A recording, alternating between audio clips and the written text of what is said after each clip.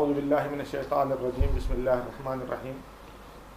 محترم حضرات، آج ہمارے درمیان حضرت مولانا فضل الرحمان سجاد نعمانی صاحب تشریف فرما ہے۔ آپ کی شخصیت برصغیر میں محتاج تعارف نہیں ہے۔ گزشتہ ربع صدی سے زیادہ عرصہ آپ کا تعلیم میں، تربیت میں، دعوت میں، تفسیر قرآن میں گزرا ہے۔ ساتھ ہی ساتھ آپ نے تزکیہ نفس کی راہ بھی طے کی ہے۔ آپ کے سامنے اس دوران کئی تجربات آئے، کئی مشاہدات آئے، بڑی بڑی شخصیات کو، بڑے بڑے اکابر کو آپ نے دیکھا اور ان سے سیکھا۔ ہم چاہتے ہیں کہ مولانا نے ایک طویل عرصہ جو اس میدان میں گزارا ہے، اس میدان میں آپ کے سامنے جو تجربات آئے اور جو مشاہدات آئے، ان سے ہم مستفید ہوں اور اپنے ناظرین کو بھی مولانا کے تجربات و مشاہدات پیش کریں، تاکہ آئندہ نسل کا داعی مولانا کے ان تجربات و مشاہدات سے آگاہ ہو اور ان کو اپنے لیے مشعل راہ بنائے۔ مولانا فضل الرحمان سجاد نعمانی صاحب کی ایک شخصیت تو یہ ہے کہ مولانا گزشتہ صدی کے ممتاز عالم دین اور داعی حضرت مولانا منظور نعمانی صاحب رحمۃ اللہ علیہ کے فرزند ارجمند اور خلف رشید ہیں۔ اس کے علاوہ آپ کی ایک بڑی حیثیت یہ بھی ہے کہ آپ حضرت شاہ ولی اللہ رحمۃ اللہ علیہ کے ترجمان ہیں، اور اسی موضوع پر آپ کو سعودی عرب سے ماجسٹریٹ کی ڈگری مرحمت ہوئی تھی، اور آپ نے ایک طویل عرصے تک تفسیر قرآن میں اپنی زندگی، قرآن کے ساتھ اپنی زندگی گزاری ہے۔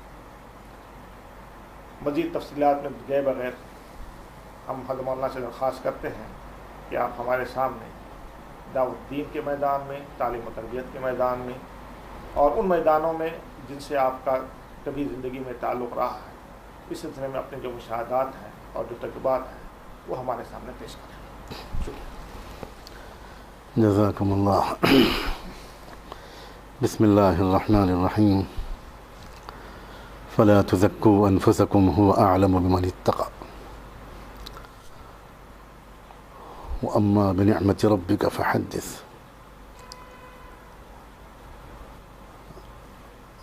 بڑا نازک موضوع آپ نے چھیڑا ہے اس وقت۔ پلٹ کر جب میں اپنی پچھلی زندگی کی طرف دیکھتا ہوں تو مجھے جو حسرت اور ندامت ہوتی ہے وہ لفظوں میں بیان نہیں کی جا سکتی۔ جذبات سے بے قابو ہونے لگتا ہوں میں، اس لیے کہ جتنے مواقع قدرت نے مجھ کو عطا فرمائے، اللہ نے مجھے عطا فرمائے، اس دور انحطاط میں کم نوجوانوں کو، کم بچوں کو ایسے مواقع ملتے ہیں، لیکن میں نے اس سے وہ فائدہ نہیں اٹھایا جو مجھے اٹھانا چاہیے تھا۔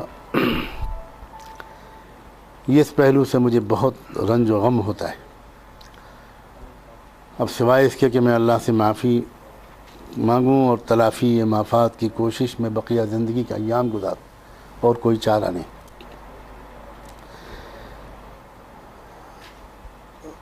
میرا سال پیدائش 1955 ہے،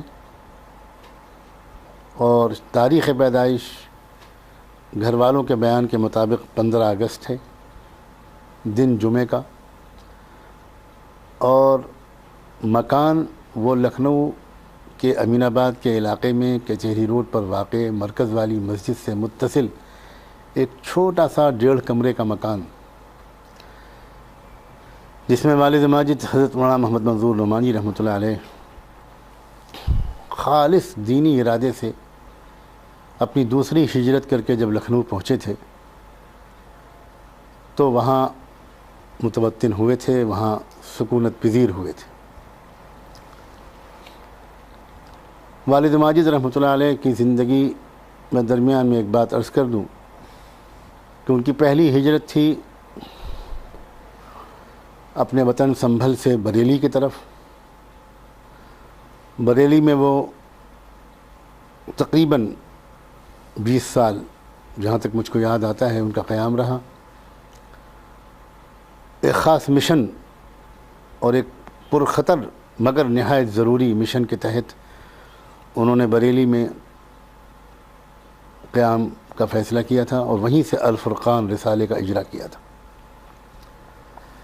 اس کے بعد ان کی دوسری ہجرت ہوئی سن 1946 میں لکھنؤ کی طرف،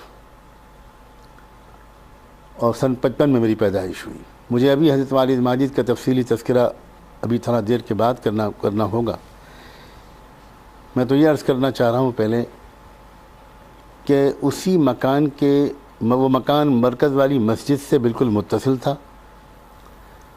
باہر کے کمرے میں حضرت مولانا سید ابو الحسن علی ندوی رحمۃ اللہ علیہ رہا کرتے تھے، اور اندر کے مکان کے کمرے میں حضرت والد ماجد رہتے تھے۔ انہی دونوں عظیم ترین شخصیتوں کے گود میں مجھے پروان چڑھنے کا ایک تاریخی موقع ملا۔ میرے شعور مجھے بہت جلدی لوگ، میرے گھر کے بڑے بھائی اور بہن یہ کہتے ہیں کہ تمہاری جو مینٹل گروتھ تھی، جو ذہنی ارتقاء تھا، بہت جلدی تم شعور والے بچوں کی باتیں کرنے لگے تھے۔ اس کا ہمارے دوست احباب کچھ مذاق بھی اڑاتے تھے کہ میں اپنی عمر سے آگے کی باتیں کرتا تھا۔ تو مجھے سن 60 کی باتیں اچھی خاصی یاد ہیں، جبکہ میری عمر 5 سال کی بھی پوری نہیں ہوئی تھی، اور اس وقت سے وہ جو ماحول تھا جس میں اللہ تعالیٰ نے مجھے پیدا فرمایا، بہت کم بچوں کو اس دور انحطاط میں وہ ماحول ملتا ہوگا۔ وہ ماحول 3 شخصیتوں کے زیر اثر تھا بنیادی طور پر۔ سب سے پہلے میں اپنی والدہ ماجدہ کا ذکر کروں گا۔ میرے والد ماجد کا تذکرہ تو دنیا میں ہوتا رہتا ہے، فی الجملہ لوگ ان سے واقف ہیں، لیکن والدہ مرحومہ کیسی صالحہ، ذاکرہ، صابرہ، اللہ تعالیٰ کی محبت میں دغرق ایک خاتون تھی۔ کثرت ذکر، کثرت تلاوت، سوز قلب، کبھی مجھ کو یاد نہیں ہے کہ نماز میں، تلاوت میں اور دعا میں ان کے آنسو بہہ نہ پڑے ہوں۔ سرسری نماز بالکل نہیں پڑھتی تھی، بہت اطمینان سے، بہت جی لگا کر، ڈوب کر نماز پڑھتی تھی۔ میرا ایک بھائی معذور تھا، بالکل بول نہیں سکتا تھا، اپنی کوئی بات کہہ نہیں سکتا تھا، کروٹ بھی نہیں لے سکتا تھا، سلمان اس کا نام تھا۔ عجیب بات ہے، ہم سب بھائی بہنوں میں سب سے زیادہ خوبصورت وہی تھا۔ ہماری والدہ ماجدہ والد ماجد کی انتہائی مشغول اور منہمک زندگی میں ان کی بھی خدمت کرتی تھیں، ہم بچوں کو بھی دیکھتی تھیں، بھائی بہنوں کو، اور اس معذور بچے کو بھی دیکھتی تھیں، اور مہمانوں کی کثرت ہوتی تھی، اس لیے کہ حضرت والد ماجد رحمۃ اللہ علیہ کے پاس روزانہ ظاہر ہے کہ بہت سے لوگ آتے تھے، اور چونکہ حضرت مولانا علی میاں رحمۃ اللہ علیہ کا بھی وہیں قیام تھا، تو وہ ایک ہی دسترخوان ہوتا تھا، دونوں حضرات کے مہمان ہوتے تھے۔ حضرت مولانا کے اپنے مکان سے بھی کھانا آتا تھا، لیکن عموماً ذمہ داری ہماری والدہ مرحومہ ہی اپنی محسوس کرتی تھی کہ ہمارا ہی گھر ہے یہاں، اور اسی گھر کے باہری کمرے میں وہ دسترخوان لگتا ہے روز، تو مہمان جتنے بھی ہوں، چاہے وہ 20 ہوں، چاہے وہ 50 ہوں، ذمہ داری میری ہے۔ میں حیرت سے یاد کرتا ہوں کہ کیسی برکت تھی ان کے وقت میں، کہ بہت لذیذ کھانا ور وقت وہ ان سارے معذور بھائی اور ہم سب بچوں اور والد ماجد کی خدمت کے ساتھ تیار کرتی تھی۔ مجھے کبھی یاد نہیں ہے کہ 2 منٹ کی تاخیر بھی ہوتی ہو۔ حضرت مولانا علی میاں کی تکریم اور ان کی محبت جس طرح ہمارے گھر والوں کے ہمارے اندر رچ بس گئی تھی، اس کا ایک چھوٹا سا نمونہ میں بچپن میں یہ دیکھتا تھا کہ حضرت مولانا جب آتے تھے اتر کر اسٹیشن سے، اس زمانے میں کاروں کا تو کوئی تصور نہیں تھا، سائیکل رکشہ جو لکھنؤ میں چلتا تھا اس سے آتے تھے، ندوے سے آئیں یا کسی سفر سے اسٹیشن سے آئیں یا رائے بریلی سے آئیں تب اسٹیشن سے آئیں، رکشے سے آنا ہوتا تھا اکثر و بیشتر۔ اس زمانے میں حضرت مولانا کو کھانسی کا بہت شدید دورہ پڑتا تھا، بہت کھانسی اٹھتی تھی، تو مولانا ہماری اس گلی میں داخل ہوتے تھے، اور ان کی کھانسی کی آواز سن کر ہماری والدہ مرحومہ اسٹوو جلانا شروع کر دیتی تھیں چائے بنانے کے لیے۔ اس وقت گیس کا چولہا نہیں ہوا کرتا تھا۔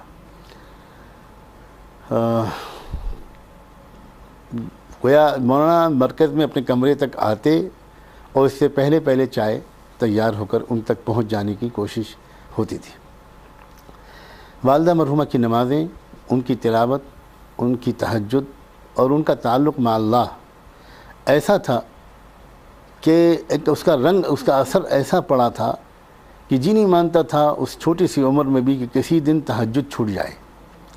6-7 سال کی عمر میں مجھے یاد ہے، اللہ تعالیٰ کا شکر ادا کرتے ہوئے عرض کرتا ہوں، اب اس وقت میں جتنا اہتمام کرتا ہوں اس سے کہیں زیادہ اہتمام اس وقت کرتا تھا۔ اور جس دن تہجد میں مجھے نہیں اٹھایا جاتا تھا میں احتجاجاً روزہ رکھتا تھا۔ گھر والے خوشامد کرتے تھے، میں کہتا تھا نہیں، میں نے روزے کی نیت کر لی ہے، میں کھاؤں گا نہیں، میں پیوں گا نہیں، آپ نے مجھے کیوں نہیں اٹھایا۔ والدہ ہی کا تذکرہ کرتا ہوں تو 2 واقعات ان کے سنانا چاہتا ہوں جس سے اندازہ ہوگا ان کے مزاج کا، بلکہ 3 واقعات۔ سفر حج سے جب وہ واپس گئیں اس وقت میں 13 سال کا تھا، تو چھوٹے چھوٹے سستے چیزیں، تحفے جو بہت ہی سستے ملتے ہوں گے وہ بچوں کے لیے لے کر گئیں۔ میں ان کا سب سے چھوٹا بیٹا تھا اور بہت چہیتا اور لاڈلا اپنے کو سمجھتا تھا، تو میں امید کر رہا تھا کہ میرے لیے کوئی بہت اہم چیز لائی ہوں گی۔ وہ سب کو چیزیں دیتی رہیں، مجھے کچھ نہیں دیا۔ تو میں نے ان سے پوچھا آخر میں کہ آپ امی میرے لیے کیا لائی ہیں؟ بلکہ ہم لوگ میرے نہیں بولتے تھے، لکھنؤ کی اردو میں اور میرے نہیں بولا جاتا، تو ہم نے ان سے یہ کہا ہوگا کہ ہمارے لیے کیا لائیں۔ تو انہوں نے مجھ سے کہا کہ تمہارے لیے بہت خاص چیز لائی ہوں، میں سب کے سامنے نہیں دوں گی، ٹھہر جاؤ، سب لوگ چلے جائیں، اس کے بعد۔ میں بڑا خوش ہوا اور مجھے خوب یاد ہے کہ میں 2 چیزوں کے بارے میں سوچتا رہا کہ یا تو پارکر پین لائی ہوں گی یا ایک اچھی سی گھڑی لائی ہوں گی، جو کسی کے پاس، میرے بھائی بہنوں کے پاس نہیں، اور میں کل کو دکھاؤں گا، یہ پین دکھاؤں گا، یہ گھڑی دکھاؤں گا۔ جب سب لوگ چلے گئے تو انہوں نے میں نے ان کو پھر یاد دلایا کہ لائیے وہ چیز، اللہ ان کے درجے بلند کرے۔ وہ مصلی پہ بیٹھی ہوئی تھیں، یہاں تک مجھ کو یاد آتا ہے، انہوں نے مجھے اسی پہ بٹھایا اور کہا کہ سنو، میں اس طرح کی کوئی چیز تمہارے لیے نہیں لائی، خانہ کعبہ کا پردہ پکڑ کر تم کو اللہ کے دین کی خدمت کے لیے وقف کر کے آئی، یہ دعا مانگ کے آئی ہوں کہ سجاد کو دین کے کام کے لیے ایسا قبول کر کہ اس کو دنیاوی ضروریات کے لیے بالکل مشغول اور فکر مند نہ ہونا پڑے، اور وہ 100% اپنی تمام اوقات اور صلاحیتیں بس آپ کے دین کی خدمت میں لگائیں۔ چھوٹا سا بچہ تھا میں، 12-13 سال کا، بچ گیا اس امتحان میں ناکامی سے غالباً، کہ میں ناراض نہیں ہوا، میں نے شکایت نہیں کی، میں بدگمان نہیں ہوا، بلکہ الٹا خوش ہوا، ان کے ہاتھ چومے اور اپنے نصیب پر بہت ناز کرتے ہوئے اور جا کر سو گیا۔ اس سے ان کے ذوق کا اندازہ ہوتا ہے کہ ان کا کیا ذوق تھا، کیا تمنائیں تھیں ان کی۔ دوسرا ایک واقعہ اور، جب ندوۃ العلماء میں میرا داخلہ ہوا تھا، میں اس وقت 9 سال کا تھا، اول عربی میں۔ تو جب ہمارے یہاں عربی کی جو پہلی کتاب پڑھائی جاتی ہے قصص النبیین حضرت مولانا کی، تو اس کا جو پہلا سبق تھا من کسر الاصنام، جس میں حضرت ابراہیم علیہ السلام کا تذکرہ ہے، قبل ایام کثیرۃ کثیرۃ جدا کان ہناک رجل اسمہ آذر کان آذر یبیع الاصنام۔ تو اس میں حضرت ابراہیم علیہ السلام کو جو مشہور واقعہ ہے بت شکنی کا، وہ واقعہ اس سبق میں بڑے پیارے انداز سے حضرت مولانا نے بیان کیا ہے۔ میرا دل بڑا حساس ہے، بہت دور تک اثر لے لیتا ہے کسی بھی چھوٹی سی بات کا۔ تو بت کے توڑنے کی بات جب ذہن میں آئی تو میرے دل میں آیا کہ یہ کام تو مجھ کو بھی کرنا ہے جو حضرت ابراہیم نے کیا تھا، اور ہم لوگ جس ملک میں رہتے ہیں وہاں قدم قدم پر بت رکھے ہوئے ہیں، مندر ہیں۔ تو ایک عجیب سی تمنا میرے دل میں آئی، اور میں تفصیل میں تو شاید جانا مناسب نہیں ہوگا اس واقعے کا۔ میں مدرسے جاتے ہوئے میں نے ایک ایسی جگہ پر کا انتخاب کیا جس کے سامنے سے روز ہم کو گزرنا ہوتا تھا، اور ایک نشانہ لگا کر میں نے وہی کام کیا، اور اب بہت خوشی میں یہ منظر میں نے دیکھا کہ میرا نشانہ ٹھیک لگا، اور جس چیز کو میں توڑ دینا چاہتا تھا وہ ٹوٹ گئی، اور میں تیزی سے بھاگا۔ مجھے کسی نے دوڑایا مجھے پکڑنے کے لیے، لیکن میں بھاگ گیا۔ ندوے پہنچا، درجے میں شرکت کی، اسباق پڑھے، چھٹی ہوئی، گھر واپس آیا تو میں نے اپنی والدہ کو یہ واقعہ سنایا کہ آج میں نے یہ کام کیا۔ میں ڈر رہا تھا کہ شاید وہ مجھے تنبیہ کریں گی، ڈانٹیں گی، منع کریں گی، لیکن اس کے بالکل برعکس وہ اتنی سنجیدہ ہو گئیں کہ مجھے انہوں نے خوب پیار کیا، اور اسی وقت انہوں نے سجدے میں گریں اور دعائیں مانگیں، اور اس دعا میں انہوں نے یہ مانگا کہ اللہ میرے اس بیٹے سے اس ملک میں شرک اور کفر کے مٹانے اور توحید کے زندہ کرنے کا کام لے لے۔ اس سے بھی اندازہ ہوتا ہے کہ وہ ایک بھولی بھالی سیدھی سادی گھریلو تعلیم یافتہ خاتون تھیں، اور کیا ان کی تمنائیں تھیں، کیا ان کے جذبات تھے۔ تیسرا، اس موقع سے فائدہ اٹھا کر میں ان کا تذکرہ کرنا اپنے لیے باعث سعادت سمجھتا ہوں۔ یہ تیسرا واقعہ وہ بھی ترجمانی کرے گا ان کے مزاج کی۔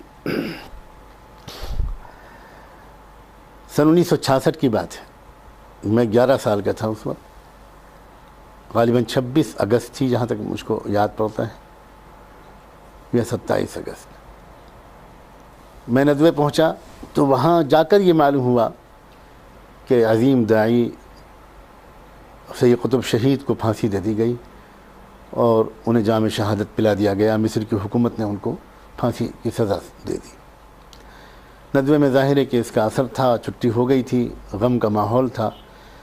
ہمارے استاذ مولانا نور الحسن قاسمی رحمۃ اللہ علیہ، جو ہم لوگوں کو شاید نحو و صرف پڑھاتے تھے، انہوں نے بلیک بورڈ پر، وہ بہت خوش خط تھے، ان کا خط بہت عمدہ تھا، انہوں نے بلیک بورڈ پر ایک شعر لکھا کہ بنا کردند خوش رسم بقا کو خون غلطی دن، خدا رحمت کند این عاشقان پاک تھی نترا۔ اور آنسو بھری آنکھوں سے انہوں نے ہم طلبہ کو یہ خبر سنائی، اور کہا کہ آج چھٹی کا اعلان کر دیا گیا ہے، جو بچوں جاؤ دعا کرو ان کے لیے۔ وہ بڑے عظیم داعی تھے، اور کچھ ان کے بارے میں کہا مختصراً۔ میں گھر واپس آیا، میں نہیں جانتا تھا اس واقعے کی سنگینی، سید قطب کی شخصیت کی عظمت وغیرہ۔ گھر آیا تو دیکھا کہ باورچی خانہ بند ہے، چولہا ٹھنڈا ہے۔ اس زمانے میں لکڑی کے چولہے پر کھانا پکتا تھا ہمارے یہاں، اور والدہ خلاف معمول، وہ وقت ان کے باورچی خانے کی مصروفیت کا تھا، اس کے بجائے وہ اپنی نماز کی چوکی پر بیٹھی ہوئی قرآن کی تلاوت میں مصروف ہیں۔ میں نے ان سے پوچھا کہ کیا ہوا امی، کھانا نہیں پکا؟ تو انہوں نے کہا نہیں بیٹے، آج کھانا نہیں پکا، ہم تم کو دودھ وغیرہ دے دیتے ہیں، دودھ بسکٹ دے دیتے ہیں۔ میں نے کہا کیوں نہیں پکا؟ انہوں نے کہا بیٹے آج دین نہیں چاہ رہا کھانا پکانے کا۔ کیوں؟ تم نے نہیں سنا ندوے میں اللہ کے دین کا ایک بڑا سپاہی، بڑا خدمت گزار، آج وہ شہید کر دیا گیا۔ ایک بھولی بھالی گھریلو تعلیم یافتہ خاتون جو عربی کا ایک لفظ نہیں پڑھ سکتی تھی، جس نے فی ظلال قرآن نہیں پڑھی، جس نے مصر میں تحریکی اور دعوتی تاریخ، شاید کبھی والد صاحب سے کچھ سنا ہو، کوئی ایسا لٹریچر کا مطالعہ تو نہیں کیا انہوں نے کبھی، لیکن وہ اجمالی واقفیت جو ان کو اس گھر میں رہنے کی وجہ سے ہوئی تھی، اور حضرت والد صاحب پر جو صدمہ ہوا ہوگا، جو اس کا اثر ان کے اوپر ایسا تھا کہ انہوں نے اس دن سارا وقت تلاوت میں، ایصال ثواب میں، دعائے مغفرت کے اہتمام میں گزارا، اور اپنے بچوں سے بھی ان کی توقع یہ تھی کہ آج کے دن دل پہ تاثر لیا جائے۔ یہ تو تھی والدہ ماجدہ۔ حضرت والد ماجد رحمۃ اللہ علیہ کے بارے میں جو ان کی علمی شخصیات، ان کا رسوخ فی العلم، ان کی صلابت فی الدین، ان کی جرأت، ان کی بے باکی، بلا خوف لومۃ لائم، جس چیز کو انہوں نے حق سمجھا اس کی بہت جرأت مندانہ گواہی دی انہوں نے۔ اگر اپنی کسی رائے پر کہ غلط ہونے کا ان کو احساس ہوا تو ایک لمحے توقف کے بغیر انہوں نے اعلان کیا کہ میری وہ رائے غلط تھی، میں واپس لیتا ہوں، رجوع کرتا ہوں۔ علی اعلان کیا۔ اپنی غلطیوں پر انہوں نے ایک مضمون لکھا، اور بار بار انہوں نے اس بات کا اعلان کیا کہ میری وہ فلاں رائے تھی، اب دلائل سمجھ میں آئے وہ رائے صحیح نہیں تھی۔ ان کی ایسی خوبیاں قرآن و حدیث کے فہم میں جو ان کی گہرائی تھی اور جو ان کی احتیاط تھی اور مشکل مضامین کو عام فہم انداز سے پیش کرنے کی پر جو ان کو قدرت تھی وہ عظیم المثال تھی بالکل.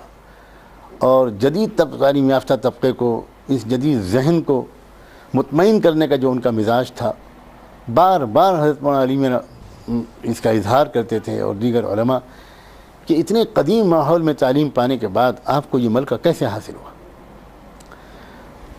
سن 1953 کی بات ہے، میری پیدائش سے پہلے کی، کہ حضرت مولانا علی میاں، حضرت والد صاحب جو دونوں تبلیغی کام میں، تبلیغی جماعت کے کام میں زبردست طریقے سے لگے ہوئے تھے، بہت منہمک تھے. ان کو محسوس ہوا کہ تبلیغ میں نکل کر دین دار بننے کا جو جذبہ آتا ہے وہ تو بڑا قابل قدر ہے، لیکن دو پہلوؤں سے ان کو تشنگی بہت محسوس ہوئی. ایک تو پورے دین کی صحیح فہم کا مسئلہ ان کے سامنے آیا کہ اس میں بڑی کمی محسوس ہوتی ہے اور خطرہ اس بات کا ہے کہ پورے دین پر کی طرف سے توجہ ہٹ نہ جائے، خصوصاً اخلاق، معاملات اور معاشرت اور اصلاح عقائد کی طرف سے توجہ کہیں ہٹ نہ جائے یا کم نہ ہو جائے. اور دوسرے ان کو اس بات کا بھی احساس ہوا اس تجربے سے کہ پورے اسلامی تاریخ میں اب تک دین کی خدمت کے جتنے کام ہوئے ہیں ان کا چونکہ تذکرہ نہیں ہوتا تو ذہن غیر شعوری طور پر یہ بنتا چلا جا رہا ہے کہ یا تو دین کا کام ہوا تھا عہد نبوت اور عہد صحابہ میں، اور یا دین کا کام اب ہو رہا ہے. درمیان کا سارا وقفہ تو خالی گزر گیا. اس غلطی کی اصلاح کے لیے ان دونوں حضرات نے ایک پروگرام بنایا اور ایک ہفتے پر مشتمل ایک تربیتی نظام منعقد کیا، اور طے یہ ہوا کہ جہاں تک دین و شریعت کی پوری تفہیم کا سوال ہے، اس موضوع پر حضرت والد ماجد رحمۃ اللہ علیہ روشنی ڈالیں گے اور ایک ہفتے تک مسلسل ان کے خطبات ہوں گے. اور جہاں تک پوری اسلامی تاریخ میں دین کی تجدید و اصلاح اور امت میں دینی شعور بیدار کرنے اور وقت کے فتنوں اور حملوں کا دفاع کرنے کی جو کوششیں ہوئی ہیں، وہ کوششیں ان کوششوں پر روشنی ڈالیں گے حضرت مولانا علی میاں. چنانچہ اسی ایک ہفتے میں جو خطبات دیے تھے حضرت مولانا علی میاں نے، انہی کا سے بنا پڑی اس عظیم کتاب کی جس کا نام ہے تاریخ دعوت و عزیمت. اور حضرت والد ماجد نے خطبات جو دیے وہ دراصل مجموعہ بنا وہ اس کتاب کا، جو میرے نزدیک اسلامی تاریخ کی یا فکر اسلامی کے بیان کی اہم ترین کتابوں میں سے ایک کہے جانے کے مستحق ہے، جس کا نام ہے دین و شریعت. مجھے اس بارے میں صرف اتنا کہنا ہے کہ جب وہ خطبات دیے، ان میں سے شاید آخری خطبے یا اس سے پہلے والے خطبے کے بعد حضرت مولانا علی میاں نے جس طرح کا اظہار کیا، حضرت مولانا کی زبان سے بھی میں نے سنا، حضرت والد صاحب کی زبان سے بھی مسکراتے ہوئے ہنستے ہوئے انہوں نے واقعہ کیا. اور مولانا نے کہا کہ یہ اتنی عظیم کتاب ہے اور اس میں آپ نے سمندر کو کوزے میں اس طرح بند کیا ہے، اور اس طرح اس میں اس دور میں تقدیر کا عقیدہ، تقلید و اجتہاد کا مسئلہ، اہل سنت والجماعت کسے کہتے ہیں، خوارج کی گمراہی کا اصل سبب کیا تھا، اور صحیح مسلک کیا ہے، معتدل مسلک کیا ہے، اور سیاست و حکومت سے لے کر احسان و تصوف تک جس طرح آپ نے اس کو بیان کیا ہے، یہ گویا بالکل ولی اللہی علوم اور فکر کا ایک پل نچوڑ آ گیا ہے، اور ایک بڑی جامع، بڑی معتدل، افراد و تفرید سے بہت پاک اور حشو و زائد سے بہت مبرہ اسلام کی ترجمانی اس کتاب میں آئی ہے. اس کے بعد بہت غیر معمولی الفاظ میں اس اپنی گویا اس عظمت کا خراج پیش کیا تھا حضرت مولانا نے اپنے رفیق، اپنے برادر رفیق محترم حضرت میرے والد ماجد کے ساتھ. تو وہ ماحول جو میں کہہ رہا ہوں، جس ماحول میں میری پرورش ہوئی، وہ عجیب جامع رنگ کا ماحول تھا. اس میں صورتحال یہ ہوتی تھی کہ رات کی آخری حصے میں تو وہ پورا ماحول خانقاہ رائے پور بن جاتا تھا، بالکل خانقاہی رنگ. مجھے خوب یاد ہے اپنے بچپن کے وہ دن جبکہ دو آوازیں گونجتی تھیں، ذکر کی، مناجات کی، تعلق مع اللہ کی. کہ میں کبھی اس کمرے میں جا کر حضرت والد صاحب کا ذکر سنتا تھا، کبھی باہر کے کمرے میں جا کر حضرت مولانا علیمیہ کا ذکر سنتا تھا۔ میری عمر اس وقت 5 سال کی تھی، 6 سال کی تھی، 7 سال کی تھی، اور کلیجہ منہ کو آ جاتا تھا اس سوز سے، اس ساز سے جو اس وقت اس ذکر سے گونجتا تھا، اور اس ذکر کے ساتھ ساتھ شیخ سعدی کے اشعار کا ان حضرات کا پڑھنا اور حافظ شیراز کے اشعار کا پڑھنا، اور درد و کرب میں عجیب ڈوب کر اللہ تعالیٰ کو یاد کرنا، تو وہ آہ سحرگاہی جو بچپن سے دیکھنے کو ملی، اس سے ایک بات کم سے کم نظریاتی طور پر سمجھ میں آ گئی کہ عطار ہو، رومی ہو، رازی ہو، غزالی ہو، کچھ ہاتھ نہیں آتا بے آہ سحرگاہی۔ پھر اس کے بعد صبح فجر کی نماز ہوتی تھی۔ فجر کی نماز کبھی حضرت والد صاحب پڑھاتے تھے، کبھی حضرت مولانا علیمیہ، اور حضرت نماز کے بعد 10 منٹ 15 منٹ پر مشتمل ایک درس حدیث ہوتا تھا جو حضرت والد صاحب ہی اکثر دیتے تھے۔ اس کے بعد یہ دونوں حضرات چہل قدمی کے لیے جاتے تھے، ایک واکنگ ہوتی تھی، مارننگ واک ہوتی تھی، تقریباً 2-3 کلومیٹر یا اس سے کچھ زیادہ پر مشتمل۔ وہ بھی ایک عجیب سیشن ہوتا تھا جس میں یہ حضرات اپنے معمولات بھی پورے کرتے تھے، وظائف بھی پورے کرتے تھے، اور لکھنؤ شہر کے منتخب ترین کچھ لوگ، مسلمان بھی اور ہندو بھی، انٹلیکچوئلس، ججز، لائرز، اساتذہ، چوٹی کے بعض لوگ، وہ اس پارک میں پہنچ کر انتظار کرتے تھے ان دونوں بزرگوں کا جہاں یہ لوگ ٹہلتے تھے، اور وہ بھی ایک عجیب سا سیشن ہوتا تھا۔ وہ لوگ ان سے کچھ سوالات کرتے تھے، بڑی عزت و تکریم کس سے وہ لوگ پیش آتے تھے۔ مسلمانوں کے علاوہ غیر مسلم جو اس وقت لوگ ہوتے تھے، مجھے یاد ہے گویا لکھنؤ ہائی کورٹ کے chief justice, Lucknow high court کے بعض ججز، اور لکھنؤ میں چونکہ سائنٹیفک ریسرچ کا بڑا ادارہ ہے، وہ اسی پارک کے بالکل سامنے ہے، تو اس کے ڈائریکٹرز سب اکثر ہندو ہوتے تھے۔ وہ لوگ انتظار کرتے تھے کہ یہ لوگ آئیں تو ان کو وہ سلام کریں، ان سے دعا کرائیں، اور کبھی کبھی وہ کچھ پوچھتے تھے ان سے۔ کبھی کوئی پوچھتا تھا کہ مجھے غصہ بہت آتا ہے حضرت مولانا صاحب، مجھے اپنے غصے کو کیسے کنٹرول کروں۔ کبھی کوئی کہتا تھا کہ میرے مزاج میں ضد بہت ہے، میں اپنی بات منوا کے چھوڑتا ہوں، کوئی بھی ریزنیبل بات ہو میری سمجھ میں نہیں آتی، میں اس کا کیا۔ جو یہ لوگ باقاعدہ بڑے محبت و شفقت سے، بہت نرم لہجے میں کتاب و سنت کا نچوڑ ان کے سامنے پیش کرتے تھے۔ وہ واپس آتے تھے، واپس ٹہل کر، اور اس کے بعد ایک ناشتے کی مجلس ہوتی تھی، ہلکا پھلکا سادہ سا ناشتہ، اسی میں اخبار دیکھتے تھے یہ لوگ، اور تازہ ترین ملی حالات اور کوئی ایسی خبر جس کا تعلق مسلمانوں سے ہو، ملک کی سلامتی سے ہو، اس پر یہ لوگ گفتگو کرتے تھے کہ 5-10 منٹ 15 منٹ، اور بس اس کے بعد اب وہی وہ مرکز کی مسجد، وہ کمرہ اور حضرت والد صاحب کا کمرہ، یہ ایک تصنیف و تحقیق کی اکیڈمی میں تبدیل ہو جایا کرتا تھا۔ اب دروازہ بند، اور بس کتابیں ہیں، مسودات ہیں، اوراق ہیں، رسائل ہیں، قلم ہے اور کاغذ ہے۔ اب تصنیف و تالیف میں یہ لوگ ڈوب جایا کرتے تھے۔ اس وقت کا ایک لطیفہ بھی مجھے یاد آ رہا ہے تاکہ بات بہت بھاری بھرکم اور سنجیدہ خالی نہ رہے۔ حضرت مولانا کسی کام کے مکمل کرنے کے لیے ارجنسی محسوس کر رہے تھے، تو اپنے خادم خاص آدمی، وہ ماشاءاللہ موجود ہیں امیر عبدالرزاق صاحب، ان سے حضرت مولانا نے کہا کہ بھئی دیکھو اس وقت کوئی بھی اگر آئے، بالکل قطعاً میں کسی سے نہیں ملوں گا، مجھے کام پورا کرنا ہے۔ پھر مولانا کے مزاج میں ظرافت تھی، تو اپنے خادم سے انہوں نے یہ کہا کہ ملک الموت اگر آ جائیں گے وہ تو تم سے پوچھیں گے نہیں، وہ تو میرے پاس یوں ہی آ جائیں گے، باقی اس کے علاوہ اگر جناب خضر بھی آ جائیں تو آنے مت دینا۔ یہ انہوں نے ظرافت میں کہا۔ چھٹی کا دن تھا، میں مدرسے میں نہیں تھا، وہیں موجود تھا۔ عجیب بات یہ ہوئی کہ تقریباً 1-1.5-2 گھنٹے کے بعد ایک صاحب سفید ریش، سادہ سے کپڑے پہنے، بھولے بھالے، ایک جھولا ہاتھ میں لیے آئے، اور انہوں نے اصرار کرنا شروع کیا کہ مجھے ملاقات کرا دو، مصافحہ کرا دیں۔ وہ بہت ان کی خوشامد کرتے رہے کہ حضرت نے منع فرمایا آپ انتظار کریں، آرام سے بیٹھیں، اس کے بعد جب حضرت نکلیں گے، کام بند ہوگا تو آپ سے ملاقات ہوگی، آپ یہیں ٹھہریں آپ بالکل۔ لیکن وہ بضد تھے کہ نہیں، ہم کو ابھی واپس جانا ہے۔ بس اچھا اتنا کریں کہ مصافحہ نہ کریں، خالی کھول دیں کمرہ، میں دروازہ کھول دیں، میں زیارت کر لوں، دیکھ لوں، بس پھر چلا جاؤں۔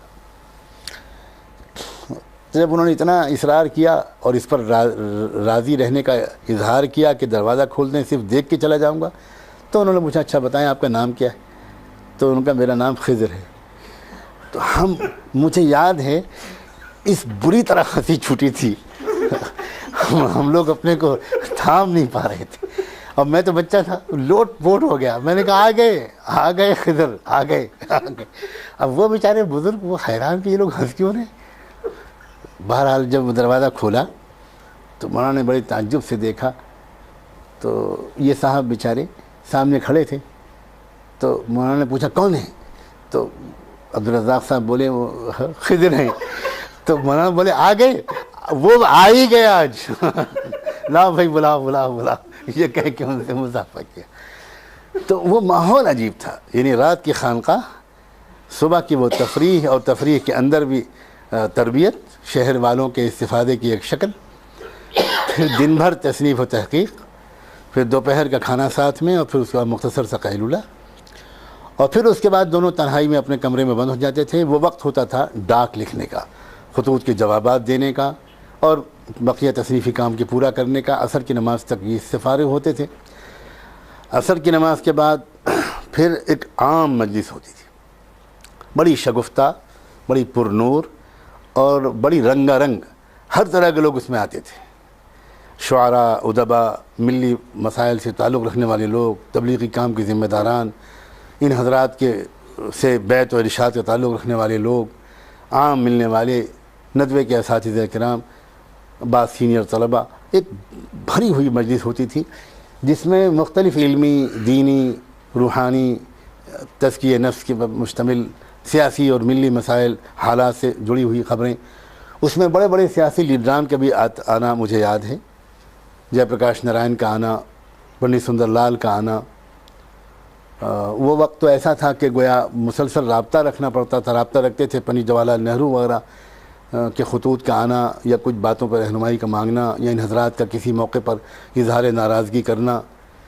اور شہید لال ساتھی ایک پسماندہ اقوام کے لیڈر تھے, وہ بھی ان کا آنا. وہ عصر بعد کی مجلس بڑی عجیب قسم کی ہوتی تھی.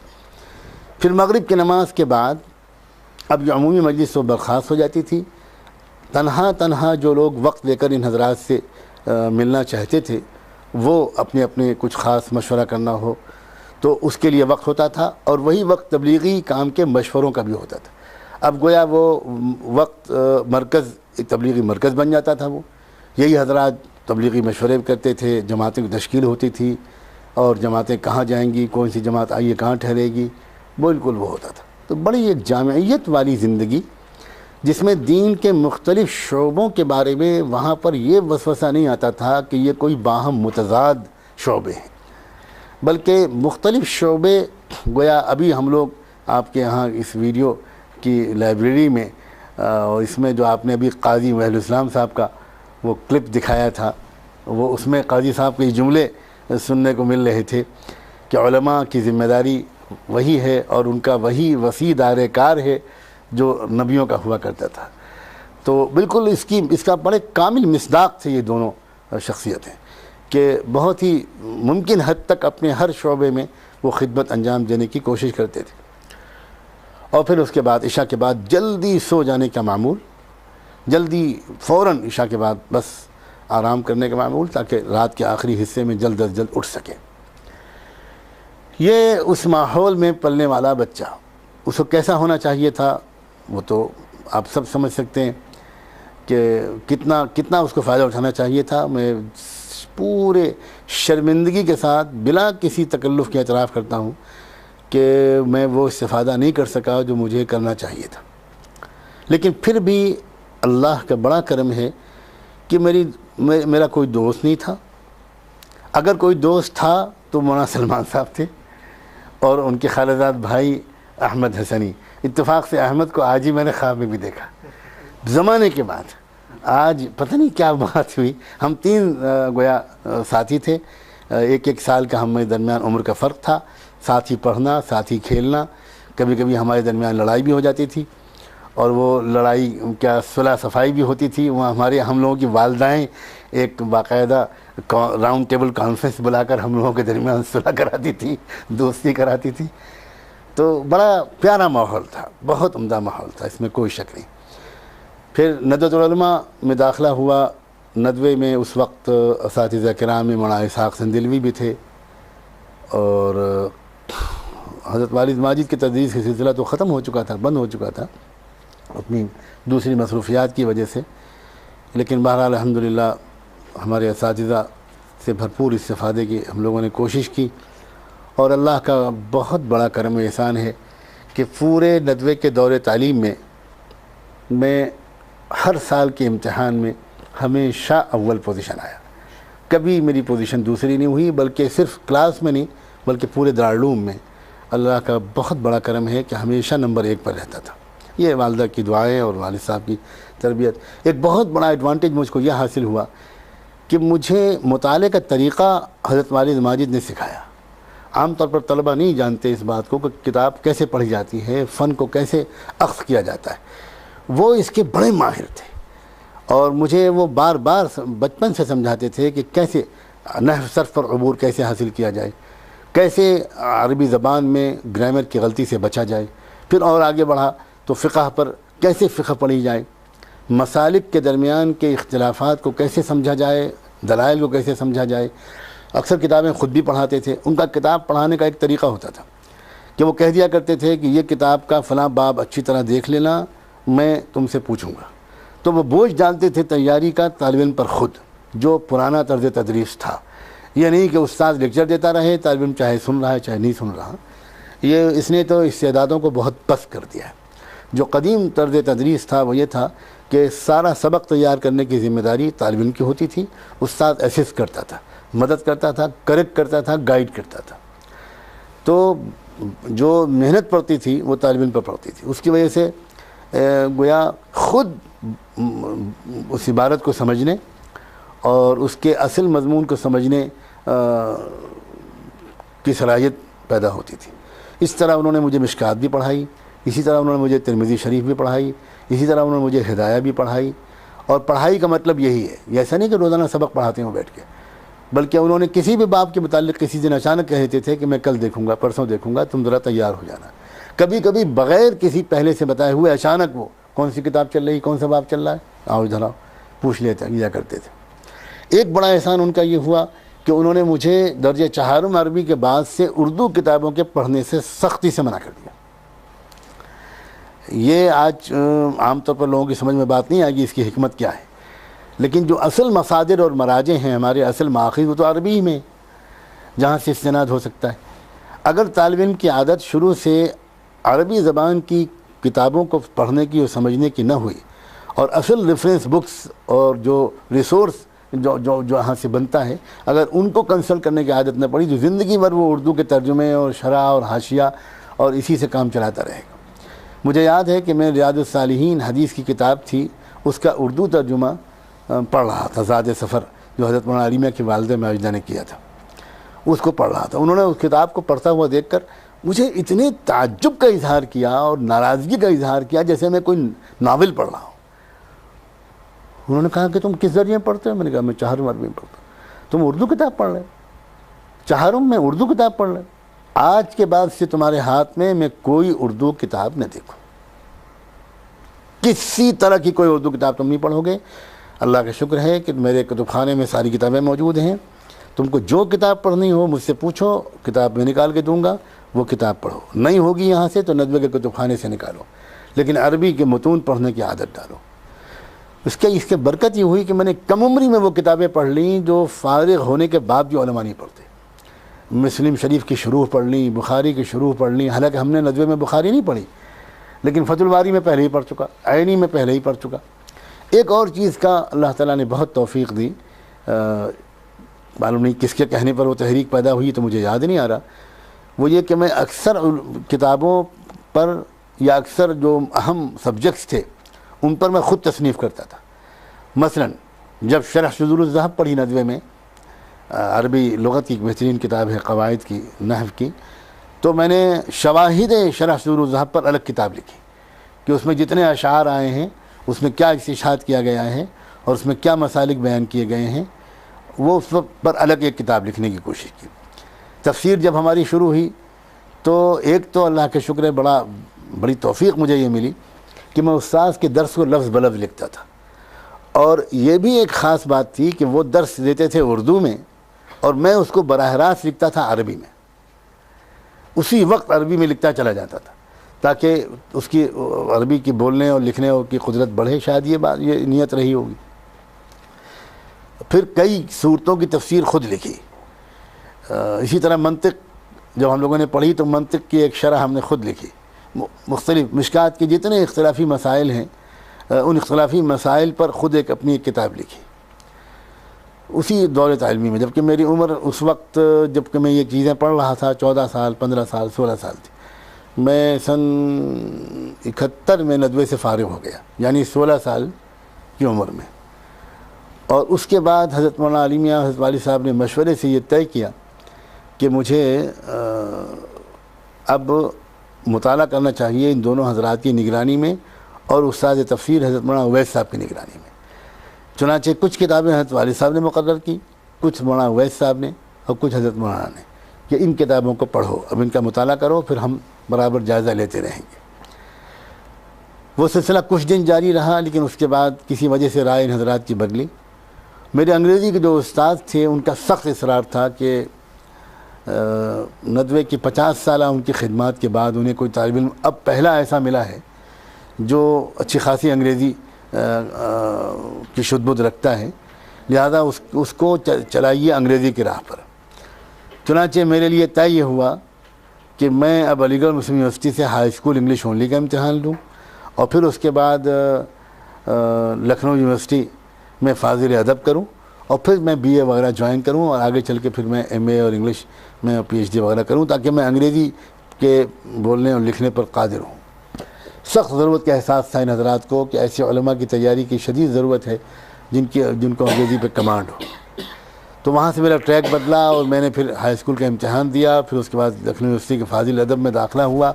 اس بیچ میں تقریباً 10 مہینے دارالعلوم دیوبند میں رہا.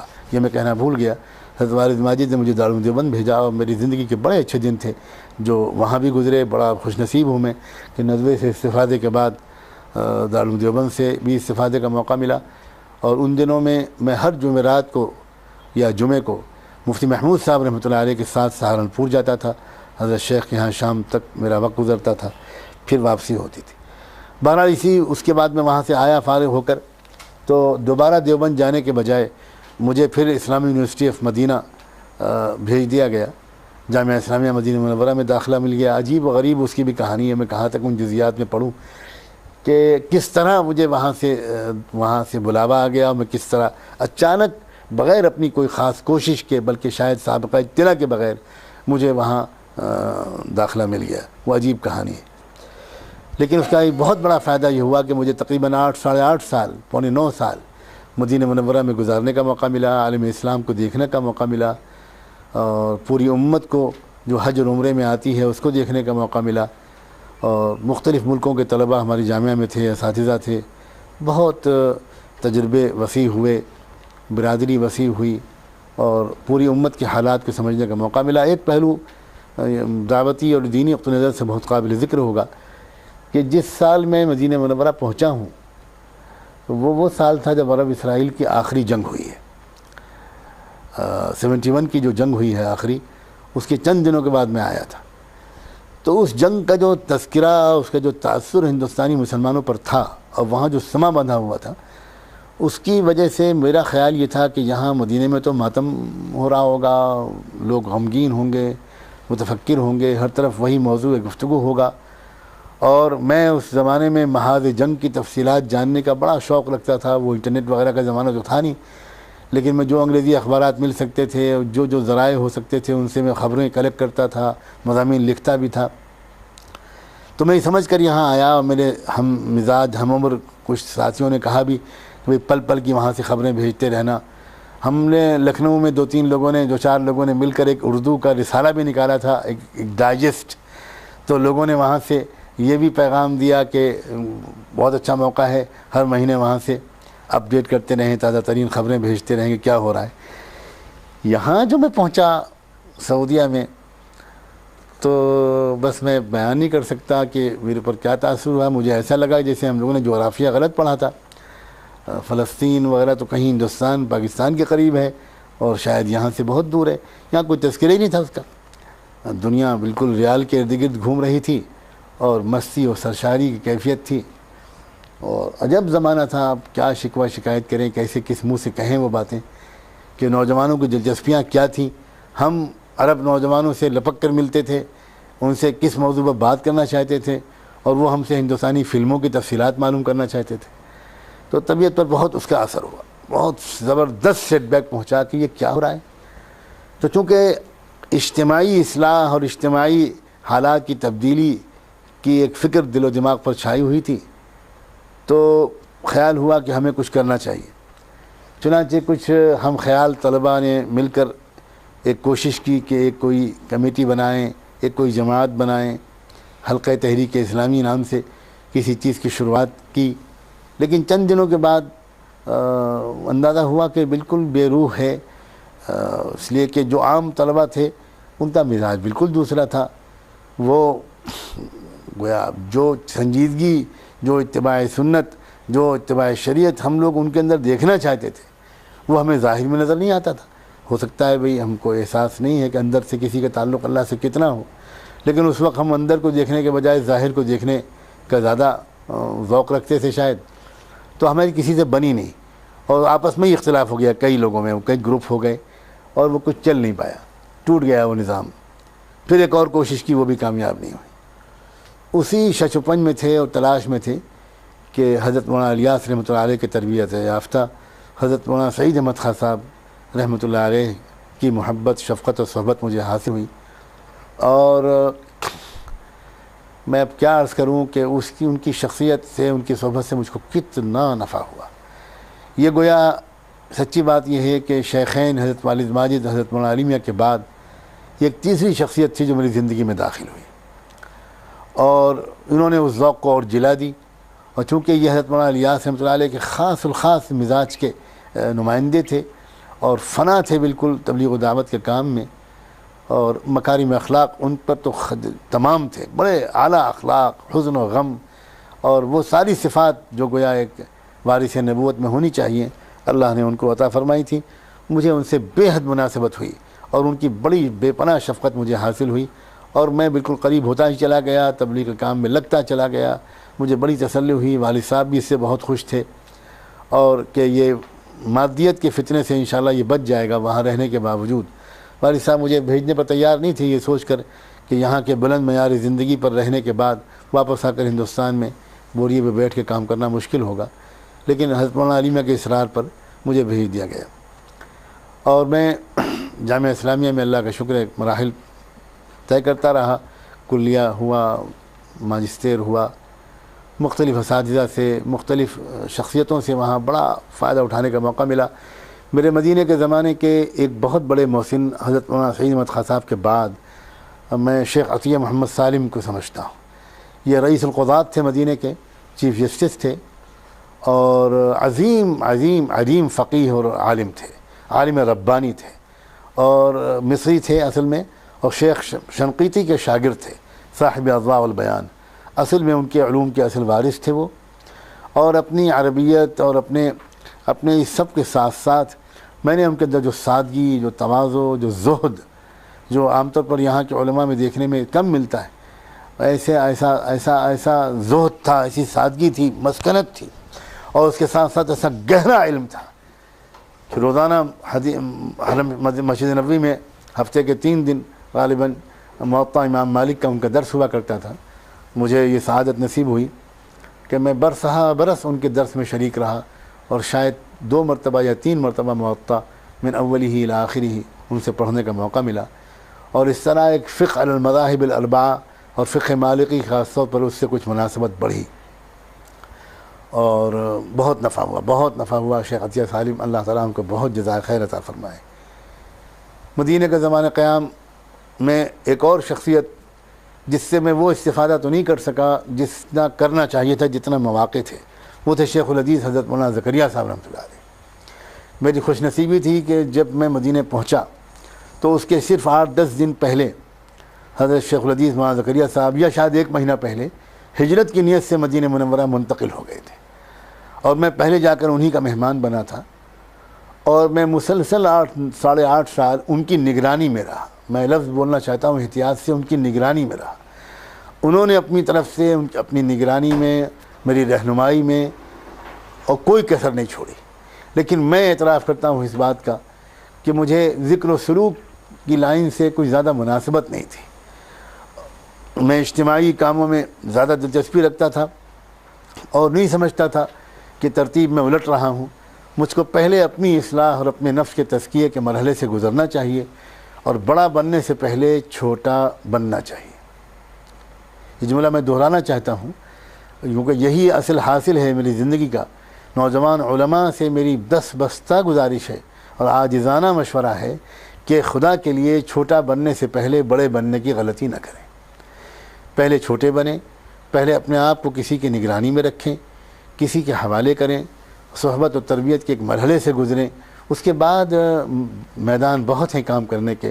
جس میدان میں کام کرنے پر مأمور ہوں اس میدان میں کام کریں. یہ شاید میں نے قبل از وقت کہہ دیا، یہ مجھے اپنی گفتگو کے آخر میں یہ پیغام دینا چاہیے تھا، لیکن جب شیخ الحدیث کی یاد آئی تو بے ساختہ میری زبان سے یہ باتیں نکلیں. اس لیے کہ میں اس بات کو آن ریکارڈ کہنا چاہتا ہوں، اپنی اس غلطی کا اعتراف کرنا چاہتا ہوں کہ شیخ الحدیث حضرت مولانا زکریہ صاحب رحمۃ اللہ علیہ بے پناہ شفقت، حضرت والد صاحب کی نسبت کی وجہ سے مجھ پر بے پناہ شفقت فرماتے تھے، بہت محبتیں فرماتے تھے. اس کے عجیب واقعات ہیں. لیکن وہ یہ چاہتے تھے کہ میں تھوڑا سا اللہ اللہ بھی کروں، کچھ ذکر بھی کروں اور کچھ کسی کو واقعی اپنا بڑا مان کر اور اس سے اپنی تربیت بھی کراؤں، اپنے نفس کا تزکیہ کراؤں، تقوی حاصل کروں. لیکن میں اس کو کچھ زیادہ ضروری نہیں سمجھتا تھا ان کے پورے عقلی اور علمی احترام کے ساتھ. تو مجھے لگتا ہے کہ میں خاص خیر سے محروم رہا. کاش کہ میں نے اس ضرورت کو اس وقت اتنی شدت سے محسوس کر لیا ہوتا. ایسا تو نہیں ہے کہ میں اس دنیا اس کا منکر رہا، اس کا بے پرواہ رہا، لیکن جتنا مجھے اس طرح متوجہ ہونا چاہیے تھا اس میں تو کمی رہی. چنانچہ اس کا ثبوت یہ ہے کہ اسی دور تعلیمی میں ہندوستان کے ایک عظیم عارف باللہ حضرت مولانا محمد احمد صاحب پرتاپ بڑی رحمۃ اللہ علیہ، جو نقشبندی سلسلے کے امام تھے اور جو اتنے بڑے تھے تزکیہ نفس کے معاملے میں اور محبت الہی میں، کہ حضرت مولانا علی میاں، حضرت والد ماجد، حضرت مولانا حفیظ الرحمان صاحب اعظمی رحمۃ اللہ علیہ محدث کبیر، حضرت مولانا شاہ برالحق صاحب محی السنہ، یہ سارے حضرات دوزانو ان کے پاس جا کر بیٹھتے تھے اور ان کو اپنا بڑا مانتے تھے. تو میں ان کے پاس حاضر ہوا اور ان کی شخصیت کی بلا کی تاثیر اور کیسی محبت کرتے تھے وہ ہر شخص سے. کتنا بھی کوئی دیکھنے میں بے دین لگے، کتنا بھی، لیکن اگر وہ انسان ہے، اگر وہ اللہ کا بندہ ہے تو بس وہ اس سے بے پناہ محبت کرتے تھے. ان کو دیکھ کر اندازہ ہوتا تھا کہ نبیوں کے دل میں اللہ کے بندوں کی کیسی محبت ہوتی ہوگی. تو اسی محبت کے اثر سے میں ان سے بیعت بھی ہوا، ان سے تعلق بھی قائم کیا. انہوں نے مجھے بڑی خوشخبریاں بھی سنائیں، بڑی امیدیں دلائیں، لیکن میں اعتراف کرتا ہوں کہ جتنا مجھے اہتمام کرنا چاہیے تھا ان سے استفادے کا وہ بھی میں نے نہیں کیا. چنانچہ ان کی وفات کے بعد مجھ پر جو غم کا پہاڑ ٹوٹا، میں کئی دن تک بہت عجیب حالت میں رہا. مجھے محسوس ہوتا تھا کہ میں اللہ کے یہاں مواخذے سے نہیں بچ پاؤں گا. ایک ایسا شفیق سایہ میرے سر سے اٹھا ہے کہ میں کہاں لاؤں گا اس کا بدل. میں لوگوں کے نفع کے لیے اپنا ایک واقعہ سنانا چاہتا ہوں ان کے ساتھ، تاکہ لوگوں کو مبالغہ نہ محسوس ہو ان الفاظ میں جو ایسے بزرگوں کے بارے میں میری زبان سے نکلیں یا کسی بھی زبان سے نکلیں. میرا ذاتی واقعہ ہے، اللہ کرے کہ کسی کو اس کو سننے میں شک نہ ہو. حضرت مولانا محمد احمد صاحب پرتاپ بڑی سے ملنے کے لیے میں الہ آباد یا ان کے وطن پھول پور جایا کرتا تھا جب بھی میں چھٹیوں میں مدینے سے لکھنؤ جاتا تھا. ایک مرتبہ کا واقعہ ہے کہ مدینے میں ایک ندوی نوجوان فاضل جو ہمارے ساتھ پڑھتے تھے اسی سال مدینے میں آ کر داخل ہوئے تھے مجھ سے، تو میں تو کئی سال پہلے داخل ہو چکا تھا. حضرت شاہ وسیع اللہ صاحب رحمۃ اللہ علیہ کے نواسے مولانا قمر الزماں کے صاحبزادے مولوی سعید احمد ندوی، اب شاید جو آج کل بحرین میں ہے ایک زمانے سے، وہ میرے پاس ٹھہرے ہوئے تھے، لکھنؤ آئے ہوئے تھے اور ان کو الہ آباد جانا تھا. تو صبح فجر کی نماز سے پہلے میں ان کو چائے ناشتہ کرا رہا تھا تاکہ فجر بعد کی ٹرین سے وہ ان کو الہ آباد چلے جائیں. وہ انہوں نے اچانک مجھ سے کہا کہ سجاد بھائی آپ بھی میرے چلیں الہ آباد، آپ تو الہ آباد جانا چاہتے ہیں، جاتے رہتے ہیں، میں جا رہا ہوں اکیلا ہوں، چلیے آپ بھی چلیے، حضرت سے ملاقات ہو جائے گی. میں نے کہا بہت اچھا. میں حضرت والد صاحب سے میں نے اجازت لی اور ان کا شوق سے جاؤ. اچانک بغیر کسی اطلاع کے ہم دونوں روانہ ہو گئے. وہاں جب ہم الہ آباد پہنچے تو پہلے وہ ان کے گھر گئے تو اسی رکشے پہ بیٹھ کے میں بھی ان کے ساتھ ان کے گھر گیا، اور یہ انہوں نے کہا کہ یہاں پہلے اتر جائیں، غسل وغیرہ کر لیں، کپڑے بدل لیں، پھر حضرت کے پاس چلتے ہیں۔ میں نے کہا بہت مناسب ہے۔ لیکن وہاں جب میں پہنچا، اترنے لگا رکشے سے، تو ان کے چھوٹے بھائی دروازے ہی پر مل گئے، وہ بھی ندوی فاضل ہیں، مولوی عزیز۔ انہوں نے مجھ سے یہ کہا کہ آپ یہاں پہنچ گئے سجاد بھائی، حضرت مولانا محمد صاحب تو صبح سے آپ کا انتظار کر رہے ہیں۔ میں حیران رہ گیا، وہ زمانہ موبائل کا نہیں تھا، تو میں نے کہا کہ نہیں، ہو ہی نہیں سکتا کہ ان کو اطلاع ہو، میں نے تو کسی کو خبر بھی نہیں کی ہے، میں تو اچانک چل دیا۔ انہوں نے کہا کہ میں وہیں سے آ رہا ہوں، کئی گھنٹے وہیں تھا، حضرت نے ابھی تک شاید صبح سے چائے بھی نہیں پی ہے، سارے مہمانوں کو انہوں نے چائے وائے پلوا دی ہے، بڑا اہتمام کر رہے ہیں، بڑے خوش نظر آ رہے ہیں، اور یہ بچھاؤ اور وہ بچھاؤ، وہ چادر بچھاؤ، سجاد آ رہے ہیں، مولانا سجاد آ رہے ہیں۔ میں حیران رہ گیا، میں نے کہا اچھا بھائی اگر یہ بات ہے تو میں جا رہا ہوں۔ پھر میں نہیں اترا، میں وہاں سے فوراً بھاگا اور ان کے یہاں پہنچا۔ واقعی یہ بات صحیح نکلی ہے، جس طرح حضرت نے مجھے گلے سے لگایا اور چمٹایا، اور اس کے بعد ایک خاص لئے میں وہ آیت پڑھی جو آج تک میرے کانوں میں گونج رہی ہے، انی لاجد ریح یوسف، اور اپنے ساتھیوں سے کہا کہ دیکھو میں کہہ نہیں رہا تھا۔ اس وقت مجھ کو اندازہ ہوا کہ فراست مومن کیا چیز ہوتی ہے، اور دل کو دل سے راہ ہوتی ہے کہ کیسی محبت ان کو تھی، صرف مجھ سے نہیں، میں پوری گواہی احتیاط کے ساتھ گواہی دیتا ہوں کہ ہر شخص کے ساتھ وہ ایسی محبت سے پیش آتے تھے۔ تو لیکن پھر بھی میں ان سے وہ فائدہ نہ جو مجھے اٹھانا چاہیے تھا۔ اس کے بعد مجھے پر بڑا اثر تھا کہ میں اب کیا کروں۔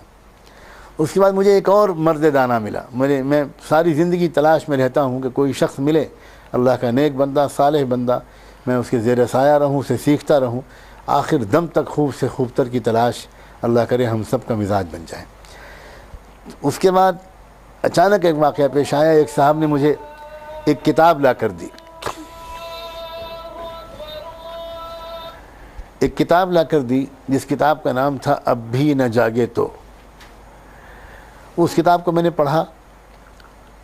یہ وہ زمانہ ہے جب کہ ہندوستان میں ہندو فرقہ پرست طاقتوں کا حملہ، ان کا تشدد، ان کی دہشت گردی بہت شباب پر ہے، بہت پہنچ رہی ہے۔ 90s کی بات ہے، یہ 91 کی۔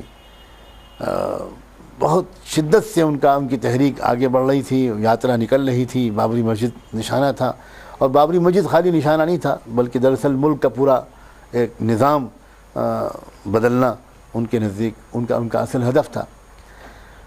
تو میرے دل میں رہ کر خیال آتا تھا کہ ان ہندوؤں کے سامنے، ان غیر مسلم لوگوں کے سامنے اللہ کے پیغام کا پہنچانا یہ بھی تو ہمارا فرض ہے۔ ہم جب تک اللہ کے دین کی طرف ان کو نہیں بلائیں گے، کیسے ان پر حجت تمام ہوگی؟ تو اس کتاب کو پڑھ کر مجھے ایسا لگا کہ جیسے مجھے کوئی شخص ایسا ملنے والا ہے جو اس راستے میں چل رہا ہے اور میں بھی اس کے ساتھ پیچھے پیچھے چل سکتا ہوں۔ ان کا نام تھا مولانا شمس نوید عثمانی، دیوبند کے مشہور عثمانی خاندان کے ایک فرد، جس کے حضرت مولانا شبیر احمد عثمانی ہوا کرتے تھے۔ ان کے یہ اسی خاندان کے چشم و چراغ تھے۔ چنانچہ میں پھر ان سے میرا رابطہ ہوا اور میں ان کے پاس میرا آنا جانا شروع ہوا۔ ان کے درد و سوز، ان کا اتباع سنت، ان کے اخلاق، ان کا رقت قلب، اور ان کا ہندوؤں کی مذہبی کتابوں پر عبور اور سنسکرت وغیرہ پر عبور۔ انہوں نے بڑی محنت سے سنسکرت پڑھی تھی، اور وہ ان کتابوں کو بہت گہرائی سے ان کا مطالعہ کرتے تھے۔ اس کے نتیجے میں ان کے یہاں سے مجھے کچھ ایسی علمی راہ ملی جس سے مجھے اندازہ ہوا کہ میں گویا ان غیر مسلم ان ہندوستان کے ہندوؤں کو پر حجت قائم کرنے میں بھی کچھ کام کر سکتا ہوں۔ چنانچہ میں نے بھی پھر لگ کر اپنی بساط کے مطابق، ہندی تو میں نے تھوڑی سی پہلے ہی پڑھ رکھی تھی، پھر سنسکرت بھی پڑھی، اور پھر میں ان کے ساتھ لگ گیا۔ اور میرا ذوق ایسا ہو گیا کہ میرا دن رات اوڑھنا بچھونا، میں نے اور کاموں کو دوسروں کے حوالے کیا، اور میں برادران وطن کو دعوت دینے کے کام میں کود پڑا، اور ایسی انہماک سے کودا کہ چند سال تو میرا یہ حال تھا کہ جب تک دن بھر میں 20 30 40 50 لوگوں سے بات نہیں کر لیتا تھا، مجھے چین نہیں پڑتی تھی۔ اس زمانے کے تجربات ایک ضخیم جلد میں لکھے جانے کے لائق ہیں۔ کیا اس زمانے کے تجربات ہوئے؟ ایک بات کا تو اندازہ یہ ہوا کہ بہت بڑی غلطی ہم لوگوں سے ہو رہی ہے کہ ہم دنیا کے تمام اقوام عالم کے تمام افراد سے نفرت کر رہے ہیں اور ان کے لیے بد دعا کر رہے ہیں. شاید اسی لیے اللہ تعالیٰ کی طرف سے ہمارے لیے مدد نہیں آ رہی. یہ غیر پیغمبرانہ طریقہ ہے، غیر نبوی طریقہ ہے.